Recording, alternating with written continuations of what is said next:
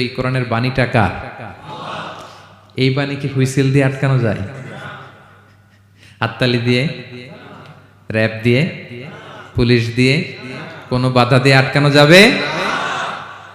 যাবে না। পৃথিবীর কোনো শক্তি দিয়ে এটাকে আটকানো যায় না। এটা তো আল্লাহর বাণী।